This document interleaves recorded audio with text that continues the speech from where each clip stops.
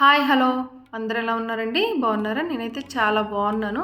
ఇవాళ మరో మంచి రెసిపీతో మేము ముందుకు వచ్చానండి. అదేంటంటే పచ్చి దోసకాయ పచ్చడి అండి. మీరైతే వీడియో చివరి వరకు చూడండి.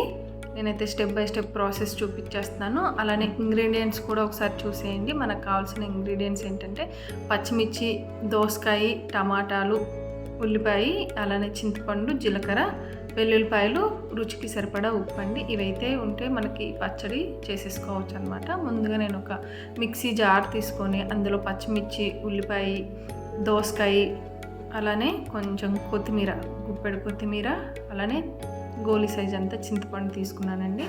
అలానే గుప్పెడు వెల్లుల్లిపాయలు, కొంచెం జీలకర్ర, సాల్ట్ అండి, రుచికి సరిపడా సాల్ట్ చూసుకొని వేసుకోండి. ఒకవేళ ఎక్కువైతే మనం ఏం చేయలేమన్నమాట. తక్కువ ఉన్న మళ్ళీ యాడ్ చేసుకోవచ్చు, కానీ ఎక్కువైతే అసలు ఏం చేయలేమండి. సో ఇది వేసేసుకొని ఈ టమాటాలు నేనైతే ముందు ఇప్పుడే వేసుకోవట్లేదండి. ఇవి ఒక్కసారి బ్లెండ్ చేశాక టమాటాలు వేసుకోవాలన్నమాట. ఒకసారి బ్లెండ్ చేసుకొని టమాటాలు కూడా వేసుకొని బ్లెండ్ చేశానండి. చూసారు కదా, ఇలా ఉండాలి పచ్చడి. ఎప్పుడైనా కచ్చా పచ్చాగా కొంచెం కనిపిస్తూ అన్నీ మనం వేసిన ఇంగ్రీడియంట్స్ అన్నీ కనిపిస్తూ ఉండాలన్నమాట. నేను కొంచెం టేస్ట్ కూడా చూస్తున్నానంటే నాకు కొంచెం సాల్ట్ తక్కువైంది అనిపించింది. కొంచెం సాల్ట్ కూడా యాడ్ చేసేసుకుందాము. మీరు చూసుకొని యాడ్ చేసుకోండి.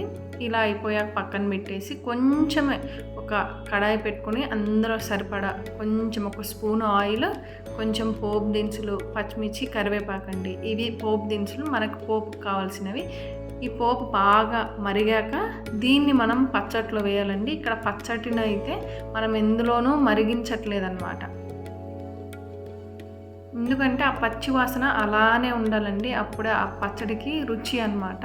మీరైతే ఖచ్చితంగా చూడండి. ఈ టేస్ట్ అయితే అమోఘంగా ఉంటుందండి.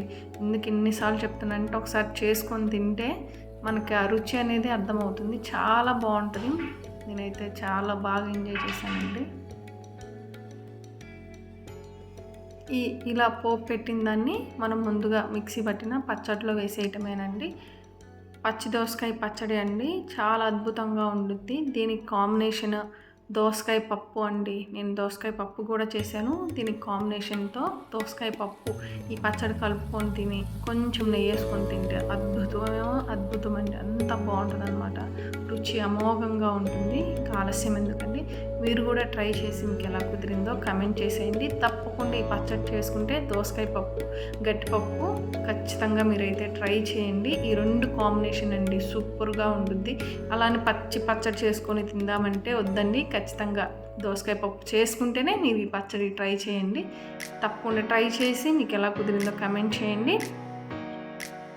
మరో మంచి వీడియోతో కలుద్దామండి. అప్పటి వరకు ఉంటాను. Thank you all.